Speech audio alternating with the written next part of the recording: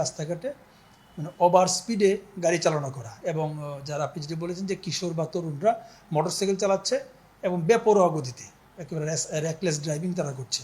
তো এটি অনেক আগে থেকেই এই ধরনের কাজ যেন না করে ঢাকা মেট্রোপলিটন পুলিশের পক্ষ থেকে এবং সার্বিকভাবে ট্রাফিক ডিভিশনের পক্ষ থেকে কিন্তু এটি বারবার বলা হচ্ছে যে ওভার স্পিডে কেউ গাড়ি চালাবেন না। এবং আমরা ঢাকা মেট্রোপলিটন পুলিশের যে ক্রাইম ডিভিশন রয়েছে এবং ট্রাফিক ডিভিশন রয়েছে, প্রত্যেকটি ডিভিশনের পক্ষ থেকে আপনি লক্ষ্য করবেন ঢাকা শহরের বিভিন্ন জায়গায় বড় বড় যে রাস্তাগুলি আমরা কিন্তু রোড ব্যারিয়ার দিয়েছি, বিভিন্ন জায়গায় দিতে হচ্ছে।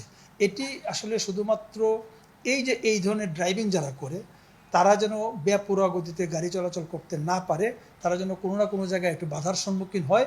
এই কারণে আমরা দিয়েছি, আমরা জনগণের কথা চিন্তা করে দিয়েছি, ইভেন যারা গাড়ি চালাচ্ছে তাদের কথাও চিন্তা করে দিয়েছি, কারণ জীবন হচ্ছে সবচেয়ে আগে।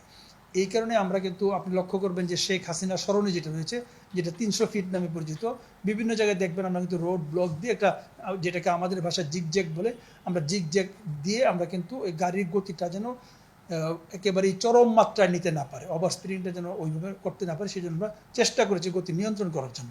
পাশাপাশি যে লোকাল যে রাস্তাগুলি রয়েছে সেইগুলিতে কিন্তু আমরা এরকম রোড ব্যারিকেড দিয়ে দিয়েছি, একটু পরপর দিয়েছি, যেন ওভার স্পিডে গাড়ি কেউ চলাচল করতে না পারে, নিজের জীবনকে যেন ঝুঁকির মধ্যে কেউ ফেলতে না পারে।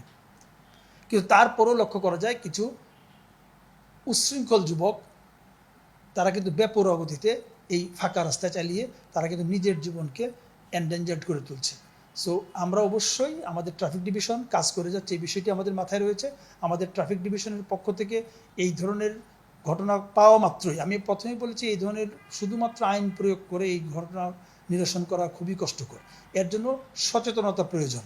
এখন পরিবারের বাবা মায়েরা, গার্ডিয়ান যারা রয়েছে, তারা যদি এটা ছেলেটা গাড়ি নিয়ে বেরোলো, গাড়ি কোথায় পেলো, গাড়িটা কীভাবে চালাচ্ছে, পরিবারের পক্ষ থেকে যদি তাকে সতর্ক করা না হয়, সচেতন করা না হয়, আমরা স্বল্প সংখ্যক পুলিশ সদস্য, সীমিত জনবল নিয়ে আমাদের সর্বোচ্চ আন্তরিকতা দিয়ে আমরা কিন্তু কাজ করে যাচ্ছি। আমরা কিন্তু ওভার স্পিডিংয়ের পাওয়া মাত্রই আমরা কিন্তু তাদের বিরুদ্ধে মামলা দিচ্ছি, হেলমেট পরিহিত অবস্থায় না থাকলে কিন্তু আমরা মামলা দিচ্ছি। কিন্তু আমি আবারও বলছি যে শুধুমাত্র হেলমেট পরিধান করা, মামলা দেওয়া, এইগুলি কিন্তু সমস্যার সমাধান নয়। সমস্যার সমাধান হচ্ছে সচেতনতা, সমস্যার সমাধান হচ্ছে আইনকে মান্য করা। যেহেতু আইনকে মান্য করার সংস্কৃতি এখানে ডেভেলপ করে নাই, যেহেতু পারিবারিক মনিটরিংটা দিন দিন একটু স্লথ হয়ে যাচ্ছে, বা যেটাকে আমি বলবো যে উঠে যাচ্ছে, কাজেই এই ধরনের বেপরোয়া কিশোররা এই ধরনের কাজকর্ম করবে। কেউ কোনো কিশোর মাদক সেবন করছে, কোনো কিশোর মাদক ব্যবসা করছে, কোনো কিশোর ওই জমি দখলে গেছে নিয়োজিত হয়ে যাচ্ছে, তারা একটা গ্যাংয়ের সৃষ্টি করছে। আমরা আইন প্রয়োগ করে তাদেরকে ধরছি, কিন্তু এই ধরাটাই তো শেষ না, তাদেরকে সঠিক পথে ফিরিয়ে আনতে হবে। তো সঠিক পথে আজকে যে কিশোর, সে কিন্তু এই বাংলাদেশের জন্য একটি সম্ভাবনাময় নাগরিক হতে পারত।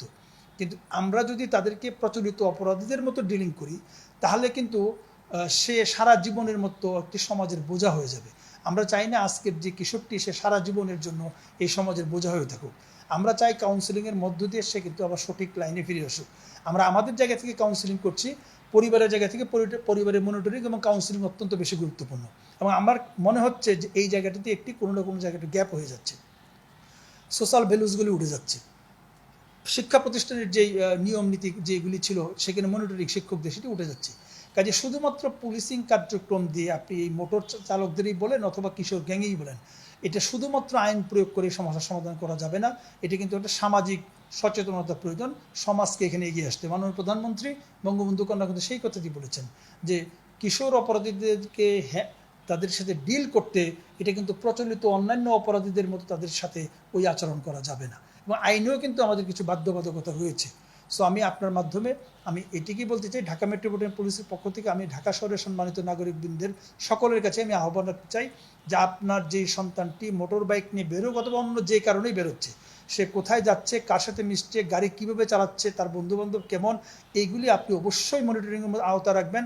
সে কখন বাসায় এসে ফিরে আসছে, কারণ তার তো রাত্রেবেলা বাইরে থাকার কথা না, সে কেন সন্ধ্যার পর বন্ধুবান্ধব ঘোরাঘুরি করছে। এইগুলি একসময় সোশ্যাল ভ্যালুসগুলি, ফ্যামিলিয়াল ভ্যালুসগুলি একসময় ছিল, বাট এইগুলি লুপ্ত হয়ে যাওয়ার কারণে আজকে কিন্তু সমাজটা বেপরোয়ার মধ্যে গিয়ে চলে যাচ্ছে।